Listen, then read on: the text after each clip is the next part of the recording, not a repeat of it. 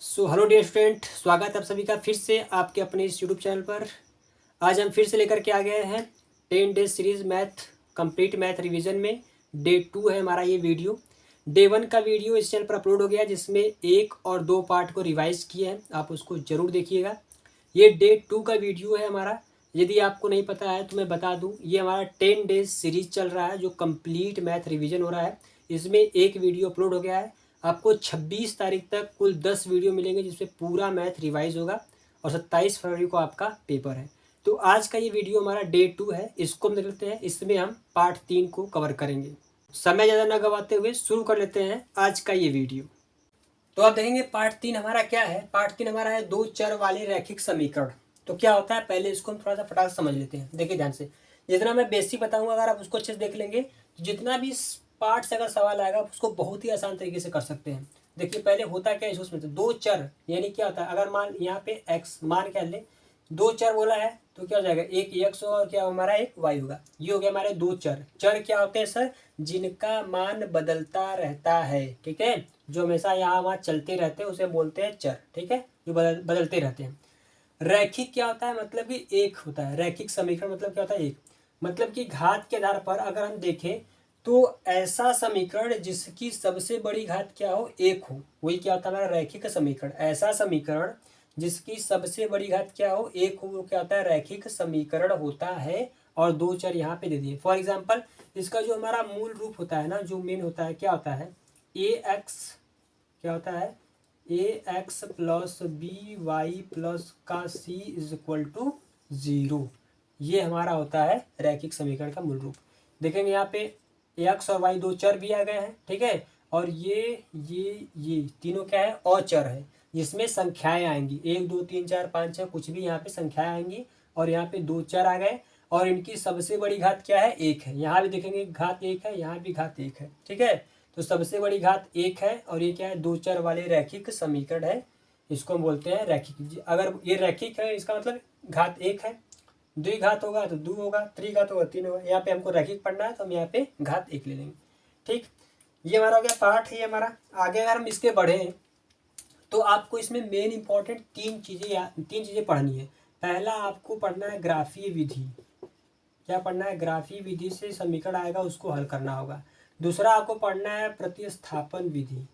कौन विधि, प्रतिस्थापन विधि पढ़ना है। ठीक है, उसके बाद अगर बात कर ले तो विलोपन विधि। कौन विधि, विलोपन विधि। ये तीन चीज़ें बहुत इंपॉर्टेंट है इस पाठ में। ये तीन चीज़ें आपको अच्छे से करनी है। ठीक है, तो इसको करने से पहले हम थोड़ा समझ लेते हैं। और एक चीज़ हमको पढ़ना है, इसको हम अभी देख लेंगे फटाक से। इसमें इसमें हमको एक चीज़ और देखना है कि वो क्या है हमारा।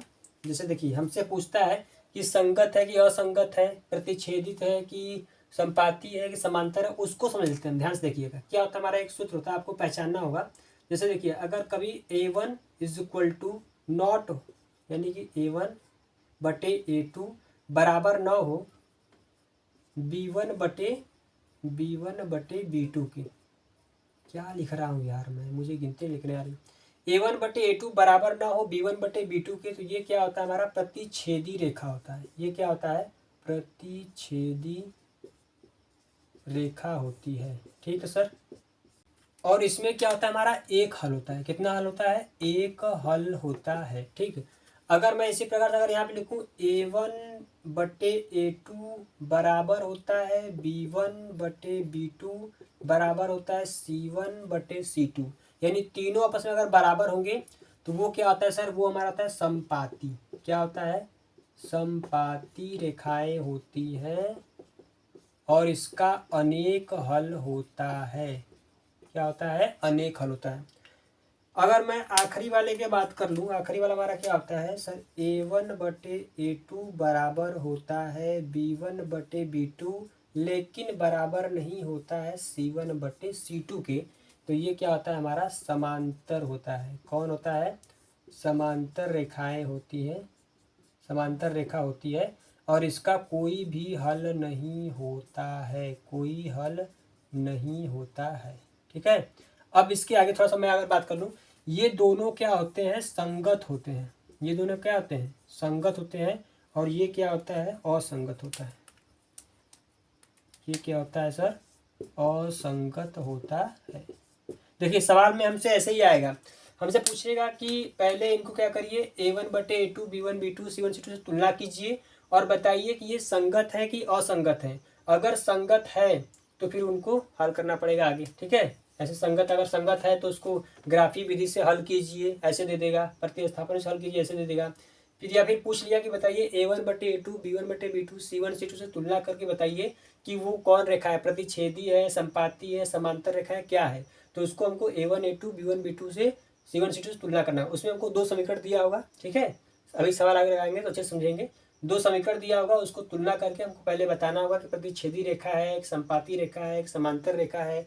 अगर प्रतिच्छेदी और संपाती होगा तो संगत होगा, अगर समांतर होगा तो असंगत होगा। प्रतिच्छेदी रेखा का एक हल होता है, संपाती रेखा का अनेक हल होता है, और समांतर रेखा का कोई भी हल नहीं होता है, ठीक है। तो आपको ये तीनों चीज़ें बहुत इंपॉर्टेंट है, याद में रखनी है इसको अच्छे तरीके से, कि अगर हम जब तुलना करेंगे A1/A2 बराबर नहीं होगा B1 B2 के, तो क्या होगा, प्रतिच्छेदी होगा, एक हल होगा, संगत होगा। A1/A2 बराबर B1/B2 C1/C2 तीनों अगर आपस में बराबर है, संपाती होगा, अनेक हल होगा, संगत होगा। A1/A2 बराबर है B1/B2 के, और यहाँ पे B1/B2 के, और बराबर नहीं है C1/C2 के, तो क्या होगा, समांतर रेखा होगा, कोई हल नहीं होगा। देख, ठीक है। संपाती मतलब क्या होगा, जैसे ये एक रेखा हो गई, इसी पर एक रेखा और हो गई, ठीक है। ये रेखा हो गई और इसी पर क्या होगी, हमारी एक रेखा, मान लेते हैं यहाँ से ऐसे, ये हमारी रेखा हो गई और इसी पर एक रेखा हमारी ये हो गई, ठीक, ठीक है। यहाँ पे ऐसे, यानी इसी पर दो रेखाएं हो गई, ये क्या, संपाती हो गई। समांतर क्या, आप रेल की पटरी देखे हैं, उससे अच्छा एग्जाम्पल कोई है या नहीं हो, क्या समांतर रेखा है हमारी इस प्रकार से, तो ये कहीं मिलवा नहीं करेगी, ये क्या होगा, असंगत, इसका कोई हल नहीं होगा। प्रतिच्छेदी रेखा इस प्रकार से ऐसे काटेगी, ठीक है। तो इस प्रकार से हम इसको दे सकते हैं, बहुत इंपॉर्टेंट है, ये आपसे पूछेगा संगत है कि असंगत है, प्रतिच्छेदी, संपाती, समांतर। तो ये इतना पता होगा तभी आप ये सब बता सकते हैं कि एक हल है कि अनेक हल है, संगत है, असंगत है, समांतर है, संपाती, प्रतिच्छेदी, इन्हीं से हम बता पाएंगे। तो ये इम्पोर्टेंट है, तो इसको आपको याद में रखना है। बढ़ते हैं आगे। तो देखिए हम ग्राफी विधि से देख लेते हैं इसको। यहाँ पे दो समीकरण दिए गए हैं। पहला क्या, x+3y बराबर 6, 2x - 3y = 12। यहाँ पे दो समीकरण है, इसको हमको ग्राफी विधि से हल करना है। तो कैसे हल करेंगे, देखिए पहले हल करने के लिए हमको दो बॉक्स बनाना पड़ेगा सर। दो बॉक्स में हमको पहले x और y का मान निकालना पड़ेगा। एक बॉक्स बनाएंगे हम समीकरण 1 के लिए, दूसरा बनाएंगे समीकरण 2 के लिए, और दोनों की मदद से निकाल लेंगे हम x और y का मान। उसके बाद हम बहुत ही आसान तरीके से ग्राफ बना करके उसको हम अच्छे से हल कर देंगे, ठीक है। तो देखिए हम यहाँ पे हल कर लेते हैं। ये हमारा हो गया दो बक्सा, इसमें हम रख देंगे, एक में रख देंगे x और एक में रख देंगे y, एक में रख देंगे x, एक में रख देंगे y। तो पहला हमारा समीकरण है x+3y। क्या करते हैं यहाँ पे, अगर मैं x का मान 0 रखता हूँ, देखिए इसे हल कर लेते हैं, ठीक है। x का मान अगर 0 रखेंगे तो ये पूरा 0 हो जाएगा सर, खत्म। x का मान क्या रखना है, यहाँ पे रखते चलिए, ठीक है। x का मान क्या रखना है, 0। अगर 0 रखेंगे ये पूरा खत्म हो जाएगा। यहाँ से y का मान निकाल लेंगे, ये गुणा है, इधर जाकर भाग करेगा तो 3 दूनी 6, y का मान क्या आएगा सर, 2, ठीक। अब क्या करेंगे, हम एक बारी y का मान रखेंगे 0, ये पूरा खत्म। x का मान क्या आएगा, 6, y का मान क्या रखे थे, 0, x का मान क्या आ गया, 6। इसी प्रकार से यहाँ पे देखिए x का मान अगर हम रखेंगे 0, ये पूरा खत्म हो जाएगा। y का मान क्या आएगा, इधर यहाँ जाकर के गुणा भाग करेगा तो क्या आ जाएगा हमारा, -4। x का मान क्या रखना है, 0, तो y का मान क्या आ जाएगा सर, -4, ठीक है। अब क्या करेंगे हम, अब रख देंगे y का मान अगर हम 0 रखेंगे तो ये पूरा खत्म हो जाएगा। यहाँ पे y का मान 0 रखेंगे, ये पूरा खत्म। x का मान निकालेंगे, क्या 2 छक्के 12, तो y का मान अगर 0 रखेंगे तो x का मान क्या आएगा, 6। और देखिए यहाँ से हमारा हमको पता चल गया। अब हमको बनाना है एक ग्राफ। क्या बनाना है, ग्राफ। इस प्रकार से आप अच्छे से ग्राफ बना लीजिएगा। ऐसे ये x अक्ष है सर, ये y अक्ष है, इधर माइनस है, इधर प्लस है, ठीक है।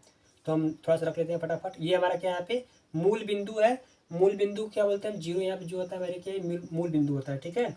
ये आप पढ़ेंगे डिटेल में तो अच्छे से उसमें समझ में आया होगा। रिवाइज कर रहे हैं हम यहाँ पे। एक क्या यहाँ पर हमारा ये हो गया 1, ये हो गया हमारा 2, ये हो गया 3, ये हो गया 4, 5, कितना मैक्सिमम है, 6 है, तो 6 तक जाते हैं, 6, ठीक है। इसी प्रकार से ऊपर भी कर लेते हैं 6 तक। तो ऊपर भी अगर हम 6 तक कर लेंगे तो यहाँ पे जाएगा 1, 2, 3, 4, 5, कहाँ चला गया अभी, 6 यहाँ पे आ गया। चलिए 6 तक हो गया। नीचे भी कर ले, 1 हो गया, 2 हो गया, 3 हो गया, 4 हो गया, 5 हो गया, 6 हो गया। उम्मीद है दिख रहा होगा भाई साहब सभी लोगों को। ठीक है, इधर एक्स में माइनस है नहीं तो रहने देते हैं इसको। इसी प्रकार से 1 2 आप लिख सकते हैं इस प्रकार से। ठीक है, अब हम बनाते हैं ग्राफ इसका। देखिए पहले यहाँ पे देखेंगे x 0 है, y 2, तो 0 यहाँ पे है, x y कितना है 2 है, तो यहाँ पे यहाँ से हमको जाना। ठीक है, यहाँ पे कितना है सर 0 और 2। ठीक है, आगे बढ़ते हैं। 6 और 0, x 6 है, यहाँ पे देखेंगे x 6 है और y 0, तो इसी पर आएगा। तो यहाँ पे क्या आ जाएगा हमारा, यहाँ पे आ जाएगा हमारा 6 और 0। पता है आपको ना, पहले हम लिखते हैं x का मान फिर y का मान। x होता है हमारा भुज, y क्या होता है कोटि। ठीक है, तो भुज कोटि लिखते हैं, पहले x फिर उसके बाद y। तो 6 0 हो गया। इसको हम क्या करेंगे, यहाँ से हम मिला देंगे इस प्रकार से। ठीक है, ऐसे इसको मस्त का यहाँ से ऐसे स्केल से ऐसे आप इसको इस प्रकार से, सॉरी देखिए कहाँ मिल गया ना, इसीलिए बोले स्केल से मिलाने के लिए। देखिए फिर से मिला दे रहे हैं इसी प्रकार से, आप अच्छे से स्केल से रख के इस प्रकार से मिला दीजिएगा। ठीक, ये हमारा हो गया। उसके बाद फिर क्या इसमें देखेंगे 0 और -4, x 0 है, यहाँ पे x 0 है, फिर -4 यहाँ पे है, तो यहाँ पे हमारा क्या जाएगा 0, -4। ठीक है, फिर क्या है 6 0, 6x है और y 0 है, तो यहीं पे रहेगा हमारा 6 0 यहीं पे रहेगा। तो इसको ठनिया से मिला दीजिए ऐसे। ठीक, ये हो गया। अब देख लेंगे यहाँ पे समीकरण लिख देंगे। तो ये वाला हमारा, इस पर कौन सा समीकरण था हमारा, बन रहा था x, सही लिख रहे हैं, इसी लिख दें x + 3y = 6। ये क्या बन रहा है हमारा, ये समीकरण 2x - 3y = 12, और यहाँ पे हम लिख दिए 6 0 0 2 0 4। ठीक है, इस प्रकार से हमारा ग्राफिक विधि से ये वाला हमारा हल हो गया। आप इसको देख सकते हैं। तो उम्मीद है कि आपको ये समझ में आया होगा। इसी प्रकार से ग्राफिक विधि से हमको हल करना है। पहले बनाना है 2 बॉक्स, उसमें x और y का मान निकालना है, उसके बाद ऐसे ग्राफिक विधि से बना करके हल कर देना है। आप ऐसे समीकरण रख देंगे। ठीक है, देख लेते हैं नेक्स्ट प्रतिस्थापन विधि। तो देखिए प्रतिस्थापन विधि को समझने के लिए हम यहाँ पे 3.2 का एक सवाल ले लिए हैं। आप देखेंगे सवाल पहले का दूसरा सवाल है, इसको हल कर लेते हैं प्रतिस्थापन विधि से। ठीक है, ऐसे हमारा समझ में भी आ जाएगा और उसमें का सवाल भी हो जाएगा। ठीक, इसी प्रकार से आपको सभी सवाल लगाने होंगे उसमें। तो प्रतिस्थापन विधि में क्या करना है, पहले इसको हम नीचे वाले को पहले हल करते हैं, सही सही रूप में इसको पहले बनाते हैं। तो पहला वाला हमारा सही है, s - t है। ठीक है, तो s - t h t रहेगा =3। इसको हल करेंगे, एलसीएम लेके, देखिए रफली कर दे रहे हैं क्योंकि ज़्यादा स्पेस है नहीं। 2 3 6, देखिए अगर हम एलसीएम लेंगे यहाँ पे क्या आएगा 6 आएगा। यहाँ पे 6 करने के लिए क्या आ जाएगा 2s। ठीक है, प्लस यहाँ पे जाएगा 3t = 6। ये जो 6 हमारा क्या है भाग है, इधर का गुणा करेगा तो हमारा फाइनल में क्या आएगा, फाइनल में हमारा आएगा 2s + 3t = 36। तो हम यहाँ पे लिख सकते हैं, लिख दे, कोई दिक्कत परेशानी होगा नहीं। 2s + 3t = 36। ठीक है, तो हमारा ये यहाँ पे आगे इसको मिटा दे रहा है। ये हमारा हो गया सर समीकरण नंबर 1 और ये हो गया समीकरण नंबर 2। अब प्रतिस्थापन विधि में क्या करना होता है, हमको किसी भी एक समीकरण को हल करके उसमें एक चर का हमको मान निकालना होता है। ठीक है, तो हम हल कर लेते हैं हम समीकरण नंबर 1 को। समीकरण 1 को हल करने पर ऐसे आप लिखेंगे। तो जब देखिए समीकरण 1 को हल करेंगे हम, तो ये जो माइनस का टी उसको उधर भेज देंगे, तो s बराबर क्या आएगा 3 + का टी आएगा। इसको मान लेंगे समीकरण नंबर 3। ठीक है, अब इस समीकरण का मान जिसको हम हल किए उसमें नहीं रखेंगे, जो हल नहीं किए उसमें रखेंगे। लिखेंगे समीकरण 3 का मान समीकरण 2 में रखने पर। हम यहाँ पे क्या लिखेंगे, समीकरण 3 का मान समीकरण 2 में रखने पर, 2 में रख दीजिए। ठीक, समीकरण 2 में रख देंगे यहाँ पे, तो हमारा क्या आ जाएगा आंसर यहाँ पे। तो समीकरण देखिए 2 क्या है, पहले लिख लीजिए उसको। समीकरण 2 हमारा है 2s + 3t = 36। हमको किसका मान रखना है, s का मान रखना है ना।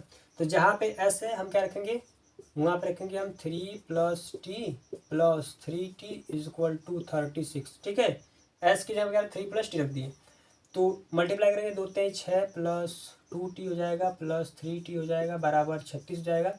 इस 6 को उधर भेज देंगे, प्लस है क्या जाएगा माइनस, यहाँ से इसको ऐड कर देंगे, हो जाएगा 5t = 36 - 6, तो 5t = 30। जब यहाँ से t का मान निकालेंगे 30/5, तो t का मान क्या आ जाएगा हमारा 6 आ जाएगा। अब इस t का मान आप किसी समीकरण दीजिए 1 2 3 जिसमें मैंने कहा उसमें रख दीजिए, हमारा s का मान आ जाएगा। ठीक है, तो हम t का मान दे रहे हैं समीकरण नंबर 3 में। आसान है, इसको हल कर लेते हैं। हम लिखेंगे यहाँ पे t का मान समीकरण नंबर 3 में रखने पर। ठीक है, समीकरण 3 हमारा क्या है, एस बराबर 3 प्लस टी, तो एस एच टी रहेगा 3 प्लस टी का मान रखना है 6, तो एस का मान क्या आ जाएगा 9 आ जाएगा। तो टी हमारा क्या आ गया 6 आ गया, एस क्या आ गया हमारा 9। इस प्रकार से देखेंगे आप प्रतिस्थापन विधि से हमारा ये हल हुआ। उम्मीद है आपको ये समझ में आया होगा, आप इसको देख सकते हैं। इसी प्रकार से इसमें जितने भी सवाल हैं आप उनको प्रतिस्थापन विधि से हल करेंगे, ठीक है, सेम टू सेम इसी तरीके से। तो आगे हम देखेंगे विलोपन विधि को समझने के लिए ले लिए एक सवाल 3.3 का। सवाल हमारा क्या, पहला समीकरण है x प्लस वाई बराबर 5, दूसरा है 2x minus 3y equal to 4। इस समीकरण को हल करना है विलोपन विधि से। प्रतिस्थापन में क्या करना था हमको कि एक समीकरण को हल करके उसमें एक चर का मान निकालना था, फिर उसी चर का मान हम दूसरे समीकरण रख देते थे। इसमें क्या करना है, इसमें हमको एक को विलुप्त करना है, या तो y को या फिर x को क्या करना है, हटाना है। कैसे करेंगे ध्यान देखिए, यहाँ पे x है, यहाँ पे 2x है गुणांक। तो अगर मैं क्या करूँ, ऊपर वाली समीकरण यानी समीकरण नंबर 1 में 2 से गुणा कर दूँ तो यहाँ भी 2x हो जाएगा, ठीक है। तो हम क्या करेंगे, यहाँ पे घटाने के लिए, उसको हटाने के लिए बराबर करना पड़ेगा तभी तो वो कटेगा। तो हम करेंगे समीकरण 1 में 2 से गुणा करने पर, अब ऐसा नहीं है कि अगर x को हटाना सिर्फ x में ही गुणा होगा, सब में गुणा होगा, ठीक है। जो हमारा नया समीकरण बनेगा क्या बनेगा, 2x प्लस 2y बराबर 10, फिर नीचे क्या था हमारा 2x माइनस 3y बराबर 4, ठीक है। यहाँ पे देखेंगे आप, तो यहाँ से देखेंगे अगर आप, ये हमारा प्लस है माइनस हो जाएगा, ये माइनस है प्लस हो जाएगा, ये प्लस से क्या हो जाएगा माइनस, ये कैंसिल हो जाएगा, यहाँ से प्लस प्लस हो जाएगा, कितना हो जाएगा 5y हो जाएगा बराबर, यहाँ से घट कर क्या जाएगा हमारा 10 में 4 घटेगा 6। जब हम यहाँ से y का मान निकालेंगे सर, कितनी आसान तरीके से हमारा आ जाएगा y बराबर 6/5। और देखिए y का हमारा मान आ गया, इस y का मान आप किसी भी समीकरण में रख दीजिए, हमारा x का मान आ जाएगा। तो हम लिख देंगे y का मान समीकरण 1 में रखने पर, ठीक है, समीकरण 1 में रखने पर पूरा आप अच्छे से लिखिएगा, ठीक है। तो x प्लस वाई बराबर 5, तो x एच टी रहेगा, y का मान क्या है सर 6/5 बराबर 5। इसको उधर भेज देंगे तो x बराबर क्या हो जाएगा 5, ये प्लस जाकर क्या हो जाएगा माइनस हो जाएगा, क्या हो जाएगा माइनस हो जाएगा। इसको हल करेंगे तो x का मान क्या आएगा 5 × 5 = 25 माइनस 6, 5 × 1 = 5, तो घटा देंगे तो 19 बटे क्या आ जाएगा 5। x का मान आ गया 6/5, सॉरी y का मान आ गया 6/5, x का मान आ गया 19/5। विलोपन विधि से इस प्रकार से हमारा ये हल हो गया, आप इसको देख सकते हैं।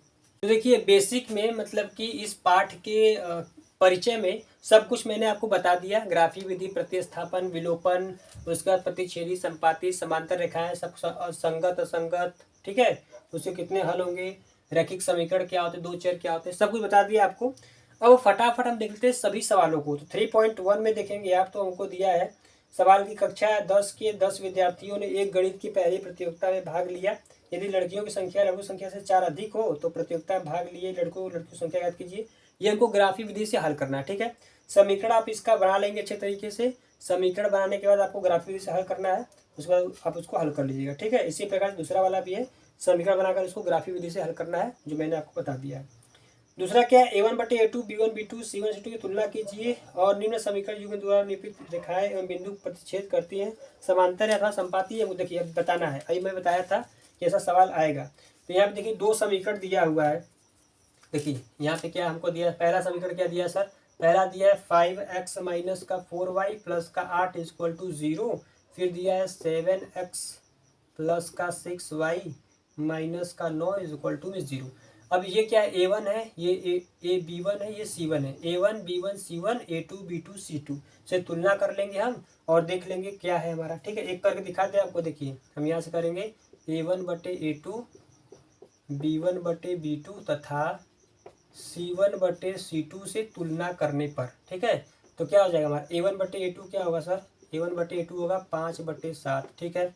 b1/b2 क्या होगा -4/6, इसको काट सकते हैं तो क्या आएगा 2 दूनी 4 6, तो क्या आएगा -2/3। c1/c2 क्या हो जाएगा सर 8/9, माइनस है तो -9, ठीक है। ये हमारा क्या गया a1। तो ये कोई बराबर है इसमें, a1 a2 b1 b2 कोई भी किसी के बराबर नहीं है, ठीक है। तो कोई किसी का, हमको बस किसमें देखना है, पहले हमको देखना 2 में, इसमें। तो क्या a1/a2 b1/b2 के बराबर है, तो आप कहेंगे बराबर नहीं है। तो जब ये बराबर नहीं है तो ये क्या होगा, हमारा प्रतिच्छेदी रेखा होगा। ठीक है, तो ये क्या हो जाएगा, हमारा प्रतिच्छेदी रेखा हो जाएगा, इसका एक हल होगा। ठीक है, इसी प्रकार से आप सब सवाल कर लेंगे। तीसरे वाले में क्या बोला है, तीसरे में बोला है कि अनुपात A1 A2 B1 B2 C1 C2 तुलना कर ज्ञात कीजिए कि निम्न रैखिक समीकरणों की युग्म संगत या असंगत। फिर से वही बात, अगर कि प्रतिच्छेदी रेखा आया यानी कि A1 बटे A2 बराबर B1 बटे B2 नहीं है, या फिर A1 A2 B1 B2 C1 C2 तीनों अगर बराबर है तो वो दोनों क्या होंगे, संगत होंगे। प्रतिच्छेदी रेखा और संपाती रेखा दोनों क्या होंगे, संगत होंगे। और समांतर रेखा जिसका A1 A2 बराबर है B1 B2 के लेकिन C1 C2 बराबर नहीं है तो वो क्या होगा, हमारा समांतर होगा, और वो क्या होगा, असंगत होगा। मैं पहले ही बता दिया हूँ, आप अगर अच्छे से देखेंगे तो। ठीक है, तो इसको आप बहुत आसान तरीके से कर सकते हैं। फिर 4 में क्या दिया है, निम्न रैखिक समीकरणों के युग्मों में से कौन से युग्म संगत है असंगत है, यदि संगत है तो ग्राफी विधि से। फिर से वही बात हमको करना है, अगर संगत होगा भाई साहब, अगर प्रतिच्छेदी रेखा आएगा या फिर संपाती रेखा आएगा तो उसको ग्राफी विधि से हल करना है। आप उसको आसान तरीके से कर सकते हैं। ठीक है, अच्छा, अगर समीकरण बनाने में दिक्कत तो मैं बना दूं। क्या बोला है, 5वें में बोला है, एक आयताकार बाग जिसकी लंबाई चौड़ाई से 4 मीटर अधिक है, अर्ध परिमाप 36 मीटर है, बाग की विमाएँ ज्ञात कीजिए। वो भी ग्राफी विधि से हल करना है। आप इसको ग्राफी विधि से हल कर सकते हैं। देखिए कैसे बनाएंगे, तो हम इसका समीकरण बना दें। देखिए मैं इसका समीकरण बना दे रहा हूँ। बोला क्या है, एक आयताकार बाग जिसकी लंबाई चौड़ाई से 4 मीटर अधिक है, लंबाई चौड़ाई से 4 मीटर अधिक है ना, तो चौड़ाई से ज़्यादा है लंबाई, तो पहले हम मान लेते हैं चौड़ाई को, मान लेंगे कि सर जो आयताकार बाग है उसकी चौड़ाई क्या है भैया, x मीटर है। क्या है, चौड़ाई क्या है, x मीटर है, यही ना। तो उसकी लंबाई क्या हो जाएगी, तो चौड़ाई हमारी x मीटर हो गई तो लंबाई क्या हो जाएगी, लंबाई का हमारी x+4 हो जाएगी, x प्लस क्या हो जाएगी हमारी 4। ठीक, तो इस प्रकार से हमारा ये हो जाएगा, लंबाई चौड़ाई हो जाएगा, आप यहाँ पे मान रख सकते हैं। फिर बोला क्या है, हमको बोला कि अर्ध परिमाप 36 है, तो आयत का परिमाप क्या होता है, तो आप कहेंगे आयत का परिमाप होता है सर जी लंबाई प्लस चौड़ाई, दो कोष्ठक में लंबाई प्लस चौड़ाई होता है। ठीक है, ये हमारा परिमाप होता है। हमको दिया है अर्ध परिमाप, तो अर्ध परिमाप में क्या बट्टे 2 लगा देंगे, 2 से 2 काट देंगे, यानी क्या आएगा, लंबाई प्लस का चौड़ाई बराबर 36। कहने का मतलब ये है कि x प्लस वाई बराबर क्या आएगा, 36। एक तो ये आ जाएगा। ठीक है, हम लंबाई हमारी x और y मान लेंगे, एक ये आ जाएगा और एक हमारा क्या आ जाएगा, ऐसे कर लेंगे x बराबर y+4 कर लेंगे, क्योंकि इसमें 2 चर हमको चाहिए, तो एक को x मानेंगे और एक को क्या मानेंगे, y मानेंगे। ठीक है, तो x बराबर y+4। तो अब 5वें वाले का भी समीकरण बना करके उसको ग्राफी विधि से हल कर सकते हैं। इसी प्रकार से छठा वाला है, छठा वाला बहुत ही आसान है। 2x + 3y - 8 बराबर 0 दी गई दो चरों में से एक ऐसी रैखिक समीकरण लिखिए ताकि प्राप्त युग्म का ज्यामितीय निरूपण जैसे कि प्रतिच्छेदी करती हो। तो एक समीकरण हमको दिया है, एक और आपको अपने समीकरण लेना है जिसका एक प्रतिच्छेदी लाना है और एक संपाती एक समांतर लाना है। ठीक है, अपने खुद से एक समीकरण लिखना है जिसका A1 A2 B1 B2 के बराबर ना हो तो क्या हो जाएगा, प्रतिच्छेदी हो जाएगा। समांतर जिसका A1 A2 B1 B2 के बराबर लेकिन C1 C2 बराबर ना हो, ऐसा आपको समीकरण रखना है। एक तीनों बराबर करना है, संपाती हो जाएगा। तो इस प्रकार से आप सब क्वेश्चन कर लेंगे इसमें से। अगर हम आगे बढ़े तो 3.2 में देखेंगे। 3.2 का पहला आपको सवाल करके हम दिखा दिए थे प्रतिस्थापन विधि से, पहला नहीं दूसरा s-t वाला। इसमें देखेंगे दूसरा क्वेश्चन दिया है कि 2x 3y = 11, 2x - 4y = -24 को हल कीजिए। इसमें m का वह मान ज्ञात कीजिए जिसके लिए y बराबर mx + 3 हो। बहुत आसान सवाल है सर, आप इसको हल कर सकते हैं आसान तरीके से। ठीक है, तो देखिए इसको आप कैसे हल करेंगे, 2x + 3y बराबर 11, 2x - 4y बराबर माइनस, देखिए मैं यहाँ से आपको बता दे रहा हूँ, आप इसको हल कर लीजिएगा। देखिए बहुत आसान सवाल है, कुछ है नहीं। बराबर 11 पहला समीकरण हो गया। दूसरा हमको क्या दिया भैया, दूसरा दिया 2x - 4y = दिया है -24। पहला समीकरण, दूसरा समीकरण हमको निकालना क्या है, हमको बोला है कि y बराबर mx+3 हमको यहाँ से m का मान निकालना है। ठीक है, हमको क्या निकालना है, m का मान निकालना है। m का मान हम कैसे निकाल पाएंगे, जब हमको y का मान पता होगा, x का मान पता होगा तब। ये कहाँ से पता होगा, ये हमको इन समीकरण से पता हो जाएगा। विस्थापन विधि से हम करके यहाँ से x और y का मान निकाल लेंगे, फिर यहाँ पे हम y का और x का मान पुट कर देंगे, m का मान अपने आप निकल करके आ जाएगा, भाग के सर दौड़ के आ जाएगा तुरंत। ठीक है, तो प्रतिस्थापन विधि से आप इसको हल करके x और y का मान निकालिए, फिर उसी x और y का मान यहाँ पे पुट कर दीजिए, m का मान आसान तरीके से आ जाएगा। ठीक, कर लेंगे, कोई दिक्कत है नहीं इसमें। नेक्स्ट हमारा क्या, तीसरा वाला है, निम्न समस्याओं में रैखिक समीकरण युग्म बनाइए और उनके हल प्रतिस्थापन द्वारा ज्ञात कीजिए। तो आपको बनाना है समीकरण, फिर उसको प्रतिस्थापन विधि से हल करना है। तो समीकरण कैसे बनता है उसको हम बता दे रहे हैं। देखिए बोला है दो संख्याओं का अंतर 26 है और एक संख्या दूसरी संख्या के 3 गुनी है, उन्हें ज्ञात कीजिए। दो संख्याओं का अंतर मतलब कि मान लेते हैं सर पहली संख्या यक्स, दूसरी संख्या क्या है वाई है, इनका अंतर क्या दिया है 26। इनका अंतर क्या दिया है 26। बोला है कि एक संख्या दूसरी संख्या की 3 गुनी है, तो एक संख्या जो है दूसरी संख्या क्या है 3 गुनी है, तो उन्हें ज्ञात कीजिए। तो ये मान लेते हैं यक्स है, ये क्या है 3 गुनी है, ये समीकरण 1 हो जाएगा, ये क्या हो जाएगा समीकरण नंबर 2 हो जाएगा। इस प्रकार से आप हल कर सकते हैं, कोई दिक्कत परेशानी है नहीं। ठीक है, दूसरा वाला क्या हमारा दो संपूरक कोणों में दूसरा हमको बोला है कि दो संपूरक कोणों में बड़ा कोण छोटे कोण से 18 डिग्री अधिक है। जो बड़ा कोण है छोटे कोण से 18 डिग्री अधिक है, तो छोटा कोण अगर कि x हम मान लेते हैं, यहाँ पे क्या हो जाएगा हमारा x हो जाएगा, तो बड़ा वाला कोण क्या हो जाएगा हमारा, बड़ा वाला कोण हमारा क्या हो जाएगा भाई 18। छोटा कोण अगर x है तो बड़ा कोण क्या हो जाएगा हमारा x + 18 हो जाएगा। यहाँ पे हमको x और y मानना है। तो पहले देखिए संपूरक कोण बोला है तो क्या करेंगे, संपूरक कोण क्या होता है 80 होता है, तो हम मान लेंगे कि छोटा कोण हम मान लेंगे यहाँ पे बड़ा कोण जो है x है, छोटा कोण जो है y है। ठीक, मान लिए। अब संपूरक कोण क्या होता है 180 अंश, x + y = 180 अंश। समीकरण नंबर 1, कोनो दिक्कत परेशानी नहीं। अगवा हमको बोला है ना कि बड़ा कोण छोटे कोण से 18 अधिक, यानी कि बड़ा जो कोण है x जो है 18 पहले से अधिक है, तो छोटे वाले कोण को क्या कर 18 जोड़ देंगे तो क्या आएगा x = y + 18। ठीक है, क्योंकि समीकरण को बराबर करना है, तो ये पहले से अगर 18 बड़ा है तो इसको भी बराबर करने के लिए उसमें 18 ऐड करना पड़ेगा, तभी समीकरण बराबर होगा। तो y + 18 कर देंगे, समीकरण नंबर 2। 1 और 2 से हम यहाँ से निकाल लेंगे प्रतिस्थापन विधि करके। ठीक है, नेक्स्ट बोला एक क्रिकेट टीम के कोच ने 7 बल्ले था 6 गेंद इतने में खरीदे। तो मान लेते हैं बल्ला x गेंद y, बल्ला को मान लेते हैं भैया, बल्ला का मान लेते हैं x और गेंद को मान लेते हैं y। बोला क्या है 7 बल्ला 6 गेंद, तो 7x + 6y बराबर कितना खर्चा आ गया, खर्चा आ गया 3800 रुपया। ठीक है, फिर बोल समीकरण नंबर 1 हो गया। फिर बोला है कि 3 बल्ले 5 गेंद, तो 3 बल्ला 5 गेंद कितना खर्चा हो गया 1750 रुपया।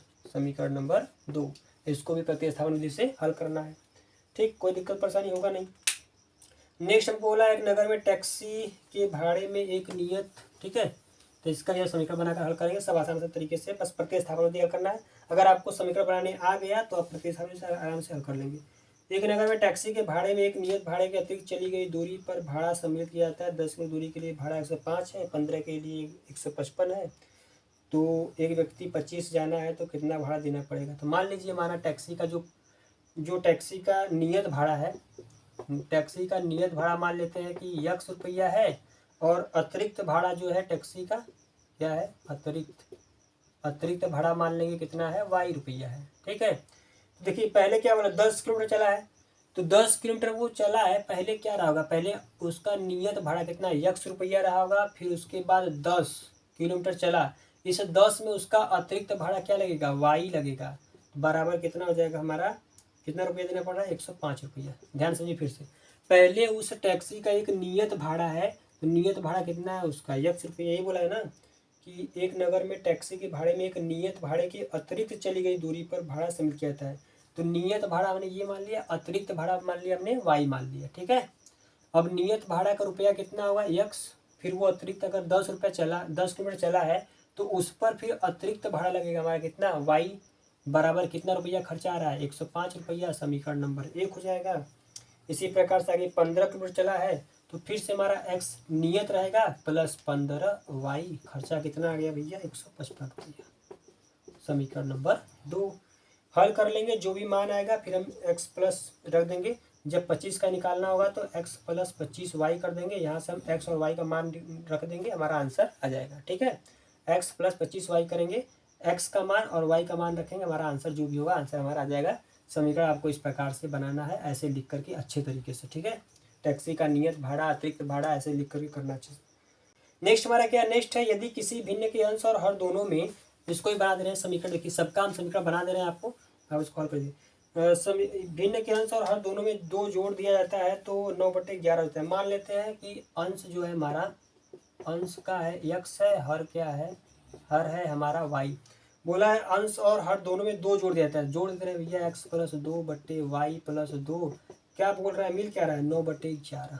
ठीक है, लिख दिए, कोई दिक्कत परेशानी नहीं। आगे बोला है अंश और हर में 3 जोड़ दिया जाता है तो फिर 3 जोड़ दे रहे हैं 3, इतनी थोड़ी कमजोर है कि नहीं, 3 तो जोड़ ही देंगे। बराबर क्या आएगा 5/6। इसको अगर आप हल कर लेंगे तो इसका पूरा इसमें कर दीजिए, इसका इसमें कर दीजिए, तो 11x + 11 दूनी 22 बराबर 9y + 9 दूनी 18। इधर यहाँ लेकर के आ जाएंगे तो 11x - 9y और यहाँ पे क्या है +22 और -18, इधर यहाँ का बचेगा 0। तो इसको हल कर देंगे 11x - 9y और यहाँ से हल करेंगे प्लस का क्या आएगा 4 बराबर 0। समीकरण नंबर 1 क्या आ गया सर, समीकरण नंबर 1 आ गया। इसी प्रकार से इसको हल कर लेंगे तो 6x 18 बराबर 5y 15, इधर लेकर के आएंगे 6x - 5y + 18 - 15 = 0। तो 6x - 5y और यहाँ से घटा देंगे प्लस का 3, समीकरण नंबर 2। जब समीकरण बन गया सर तो इसको बाद हम आनी की तरह हम कर लेंगे प्रतिस्थापन विधि से। ठीक है, तो आप इसको कर लीजिएगा।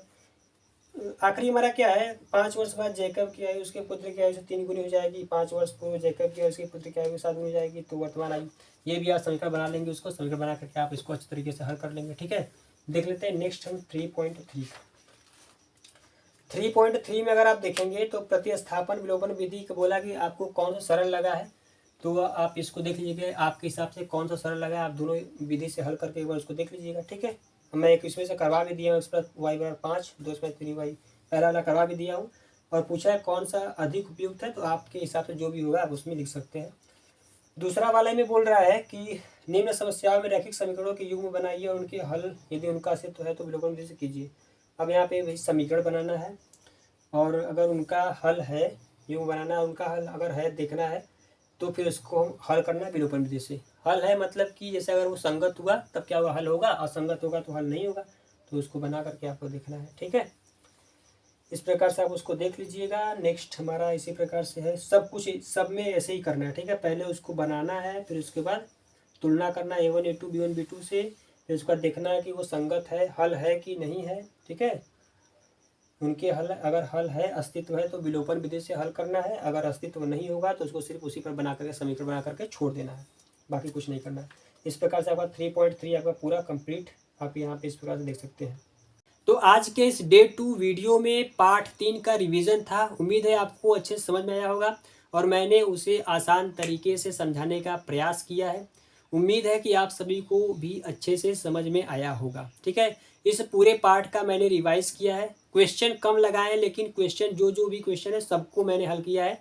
ग्राफी विधि क्या होता है, प्रतिस्थापन क्या होता है, विलोपन क्या होता है, कैसे पहचानेंगे कि प्रतिच्छेदी रेखा है, संपाती है, समांतर है, उसके हल है या फिर नहीं है, संगत है, असंगत है, सब कुछ उसको बताया अच्छे तरीके से।